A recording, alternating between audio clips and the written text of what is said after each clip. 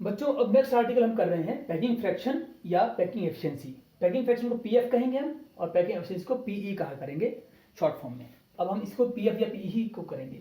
इसका एक फॉर्मूला है बेटे निकालने का। पैकिंग फ्रैक्शन का फॉर्मूला क्या है देखो। पैकिंग फ्रैक्शन मतलब पीएफ वो क्या होता है, वो होता है यहाँ तो आता है number of particles per unit cell, number of particles per unit cell.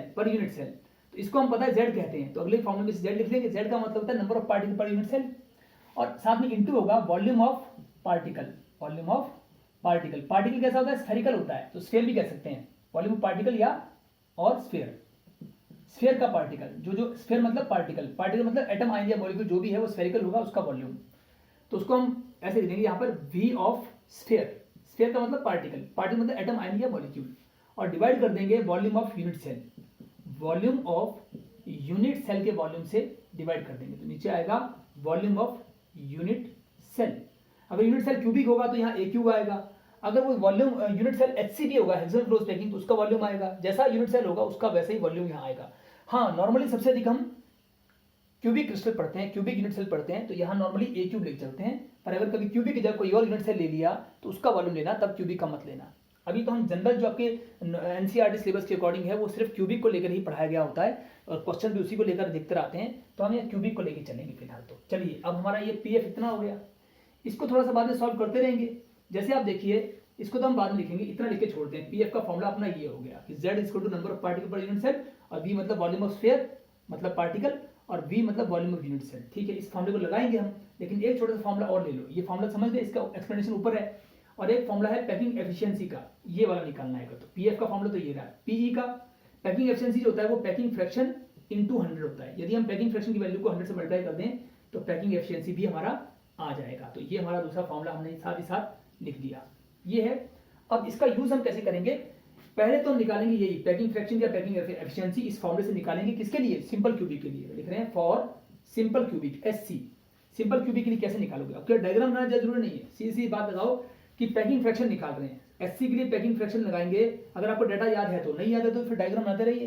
पहले की जो पिछले आर्टिकल में डायग्राम बनाए थे, जैसे पहले सॉल्व किया था वैसे ही करिए।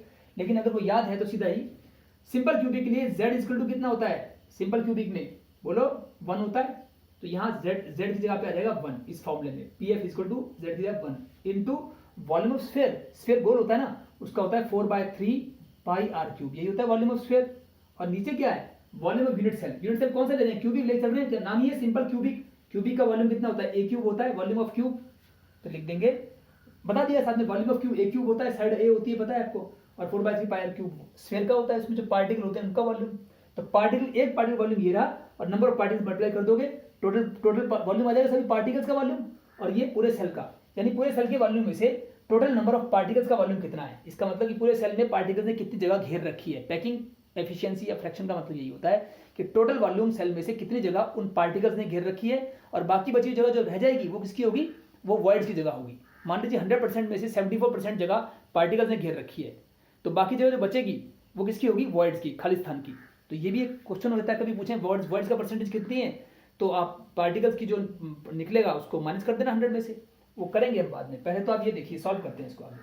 अब आपको एक बात पता है कि सिंपल क्यूबिक में z इक्वल टू 1 होता है, और साथ में एक फॉर्मूला होता है ए और आर में रिलेशन, जो भी कुछ देर पहले आर्टिकल किया था, relation between A D and R, A R and D. उसमें ए और आर का रिलेशन सिंपल क्यूबिक के लिए क्या था, देखिए जरा पीछे मुड़कर। सिंपल क्यूबिक में ए और आर में ये रिलेशन था। फॉर सिंपल क्यूबिक ये रिलेशन होता है, बॉडी सेंटर में अलग, फेस सेंटर में अलग, सब में अलग होता है। तो ये रिलेशन हमारे किसके लिए होते हैं, सिंपल क्यूबिक के लिए। हम ए इक्वल टू 2r यहाँ पुट कर देंगे, तो देखो 1 का कोई मतलब नहीं है, ये बचेगा 4/3 पाई आर क्यूब, लिख दिया पूरा, और नीचे ए क्यूब है तो नीचे का ए क्यूब भी लिखना पड़ेगा। देखो ए क्यूब क्या है, ए क्यूब कहाँ आ जाएगा, यहीं आ जाएगा। देखो उल्टा करेंगे तो ये ए क्यूब यहीं आ जाएगा। 4/3 तो लिख ही दिया, 4/3 पाई आर क्यूब था, जो ए क्यूब है वो यहाँ आ जाएगा इस जगह में, तो यहाँ पर आ जाएगा ए क्यूब, ए का क्यूब, ए कितना था 2r के बराबर। तो क्योंकि ए की जगह पर 2r पुट कर देंगे तो 2r का होल क्यूब हो जाएगा। अभी सॉल्व करना है हमको। 4/3 को 4/3 लिखा, पाई को 22/7 लिख दिया, और आर क्यूब को तो आर क्यूब ही रहने दिया। नीचे 2 का क्यूब 8, आर का क्यूब आर क्यूब। अब ये आर क्यूब कट जाएगा, बाकी ये जितना डेटा बचा है 4 और 22 और नीचे 7, 3 और 8, इन सबको सॉल्व करेंगे तो ये आएगा 0.524 के बराबर आता है। पैकिंग फ्रैक्शन अपना इस प्रकार से आप सॉल्व कर दे सकते हैं इन सबको, ये आ जाएगा। पैकिंग फ्रैक्शन हमेशा फ्रैक्शन में आएगा, मतलब पॉइंट में। तो इसका पैकिंग एफिशिएंसी निकाल देंगे। इसका पैकिंग एफिशिएंसी का फॉर्मूला क्या होता है, वो आपको पता है कि पैकिंग फ्रैक्शन इंटू 100, यानी 0.524 को 100 से मल्टीप्लाई कर देंगे, यानी कि वो आ जाएगा 52.4%। तो ये जो डाटा है हमारा, इसको मैं दोबारा लिख रहा हूँ कि यहाँ लिखता हूँ कि देयरफॉर पैकिंग एफिशिएंसी जो आ रहा है वो आ रहा है 52.4, मल्टीप्लाई करके देखो 52.4% लिख दोगे साथ में। तो इस प्रकार से हमारा पैकिंग एफिशिएंसी निकल आया। हमने याद रखना है कि सिंपल क्यूबिक के लिए पैकिंग एफिशिएंसी 52.4 होता है। अब इसको बार बार ये निकालना नहीं है बार बार पूरा, ये तो एक बार सीख लेना कैसे आएगा, लेकिन उसके बाद हमको क्वेश्चन जब न्यूमेरिकल आएगा तो सीधा अपने को ये लास्ट वाला याद होना चाहिए। बॉक्स के अंदर का मतलब ही है, जो चीज बॉक्स में लिखी है वो सीधा ही न्यूमेरिकल में यूज होगी, तब हम उसको डिराइव नहीं करेंगे। ये है सिंपल क्यूबिक के लिए, फॉर सिंपल क्यूबिक। अब हम यहाँ पर फॉर दूसरा करते हैं, फॉर फेस सेंटर्ड क्यूबिक भी कर लेते हैं। एफसीसी उसके लिए z कितना होता है, 4 होता है बेटे, होता है ना। उसमें हम फिर से करते हैं, पैकिंग फ्रैक्शन का फॉर्म लगाते हैं। पैकिंग फ्रैक्शन का कौन सा फॉर्मूला, ये वाला। तो इसमें z की वैल्यू कितनी है, जो वहां दिए 4 वही भर देंगे हम, आसान है वो, तो वही सेम भर देनी है। तो साथ में एक a और r में रिलेशन था, a इक्वल टू 2√2r। ये भी हमने इससे पिछले वाले आर्टिकल में किया था कि फेस सेंटर्ड क्यूबिक के लिए a और r में ये रिलेशन होता है, a और r में रिलेशन यही होता है बेटे।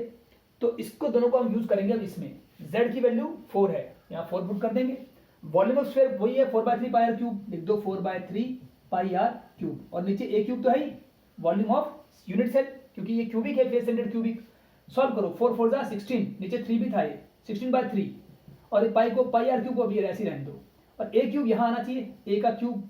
लेकिन a कितना है, एफसीसी के लिए a की वैल्यू होती है 2√2r, a और r में रिलेशन यही होता है 2√2r। तो a के स्थान पर 2√2r और पूरे का क्यूब कर दोगे, क्योंकि a क्यूब है तो पूरे कर दोगे।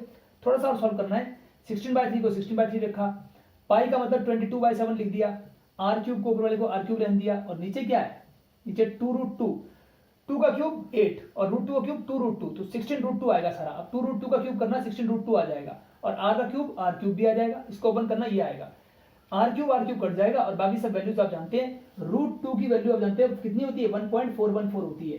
तो √2 की यहाँ पे वैल्यू पुट कर देंगे 1.414। जब आप √2 की वैल्यू 1.414 पुट कर देंगे तो इसको सबको, ये तो वैल्यू बाकी सभी वैल्यू पता है, ये 16 कट गया, 22 और नीचे 21 और साथ में इसकी 1.414, सब सॉल्व करेंगे आराम से, इतना ही बचा है। तो इसका आंसर आ जाएगा लगभग 0.74 आ जाएगा। पैकिंग फ्रैक्शन आप करके देखना, इन वैल्यूज बची हैं जो, आराम से आ जाएगा, वैल्यू लिखी भी है। और पैकिंग एफिशिएंसी क्या करते हैं, पैकिंग फ्रैक्शन को 100 से मल्टीप्लाई करते हैं, 74 को 100 से कर देंगे, तो देयरफॉर पैकिंग एफिशिएंसी आ जाएगा अपना 74%। तो ये आप याद रखिएगा, लास्ट में ये आपको याद रखना है कि एफसीसी के लिए पैकिंग एफिशिएंसी 74% होती है और सिंपल क्यूबिक के लिए 52.4% होती है। ऐसी बाकियों की भी याद रखनी है। अब हम आगे बढ़ते हैं, 2 के लिए हो गया सिंपल क्यूबिक के लिए और एफसीसी के लिए। 2 के लिए हमारा क्या आ गया, पैकिंग फ्रैक्शन और पैकिंग एफिशिएंसी। अब थर्ड कौन सा है, बॉडी सेंटर्ड क्यूबिक। उसके बाद एक और आएगा HCP, जिसे हमने किया था हेक्सागोनल क्लोज पैकिंग, हेक्सागन जैसा था वो 3 डायमेंशन में, उसको भी करेंगे बाद में, पर वो बोर्ड में कम आता है, कॉम्पिटिटिव में वो भी आता है। तो पहले हम ये कर लेते हैं। अब बचा है हमारा बॉडी सेंटर्ड क्यूबिक, उसे पहले कर लेते हैं। तो आइए इसी पेज में बॉडी सेंटर्ड क्यूबिक करते हैं, फिर देखते हैं। तो अब हम कर रहे हैं for BCC, for body centred cubic. Body centred cubic के लिए हम फिर से यही डाटा यूज करेंगे दोनों। तो उसमें क्या क्या हो सकता है सोच के देखो। बॉडी सेंटर्ड क्यूबिक के लिए तो होती है √3a = 4r, a और r में रिलेशन ये था, इस √3 को नीचे भेज दो। हमने फाइनली ये निकाला था a = 4/√3r। याद होगा ये फॉर्मूला आपको लिख के दिया था मैंने कि बॉडी सेंटर्ड में a और r में रिलेशन क्या होता है, ये होता है a = ये वाला रिलेशन 4/√3r, है ना। इसका हम यूज करेंगे। और साथ में बॉडी सेंटर्ड में z कितना होता है, 2 होता है, number of particle per unit cell 2 होता है। ये आप पिछले आर्टिकल में सब कुछ कर चुके हो, नहीं किसी को ध्यान आ रहा है पीछे वाले वीडियो में देख लीजिए। अब हम इसके बेस पर इसी फॉर्मूले लगाएंगे, पीएफ के फॉर्मूले को। तो पैकिंग फ्रैक्शन कितना हो जाएगा, z 2 होता है, 2 लिख दो। ये volume of sphere 4/3 pi r cube लिखकर नीचे volume of unit cell a cube. Simple step है, वही स्टेप फिर से इसको आगे चलते हैं। 4 2 जा 8, नीचे 3 था, 8/3 पाई को फिलहाल पाई r क्यूब को पाई r क्यूब ही रहने दो, और नीचे ये a क्यूब है, a को यहाँ लिखेंगे और क्यूब भी है, a क्यूब। a की वैल्यू कितनी है, 4/√3r, यहाँ भर दोगे 4/√3r, इसका क्यूब हो जाएगा। इसको ओपन करते हैं जरा, देखो 8/3 को 8/3 लिखा, पाई की वैल्यू 22/7 लिख दी, r क्यूब को मैंने ऊपर r क्यूब ही लिख दिया, और नीचे क्या क्या है ये देखो, 4 का क्यूब, 4 4 16 64 आएगा। 4 का क्यूब कितना आएगा, 4 4 16 16 4 64 आ गया, और r का क्यूब r क्यूब, और नीचे उसके क्या है, √3 का क्यूब, √3 का क्यूब होता है 3√3, लिख दिया भाई।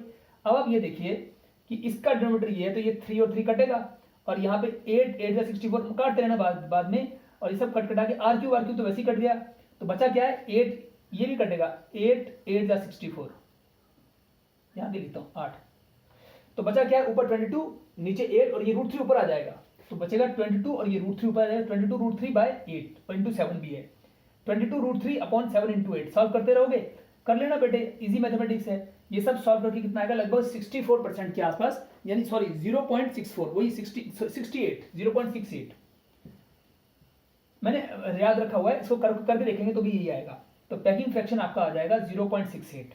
अब आपको पैकिंग एफिशिएंसी निकालना है, पता है आपको, इसको 100 से मल्टीप्लाई करते हैं हर बार, कितना आएगा फिर पैकिंग एफिशिएंसी आ जाएगा 68%। इसको आप फिर लर्न कर रखोगे। ये थर्ड फॉर्मूला हो गया बीसीसी के लिए। 3 के लिए होगा सिंपल क्यूबिक, एफसीसी और बीसीसी। सिंपल क्यूबिक का 52.4 था, एफसीसी का था 74% और इसका है 68%। एक और करेंगे हम एचसीपी, हेक्सागोनल क्लोज पैकिंग। उसका आप देखना एचसीपी का जो होता है वो एफसीसी के बराबर 74% आता है, वो हम दिखाएंगे अगली वीडियो में। वीडियो की लेंथ एक प्रॉपर रहनी चाहिए।